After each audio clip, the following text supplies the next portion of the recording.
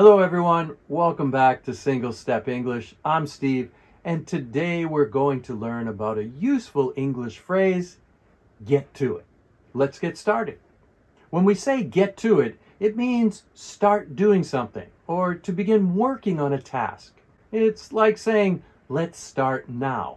For example, if you have homework to do, your mother or father might say, get to it. This means you should start it right now. Or if you're supposed to clean your room and your mom wants you to start now, she might say, get to it, please, or simply get to it. Now you know what get to it means. It's a simple way to say it's time to start something.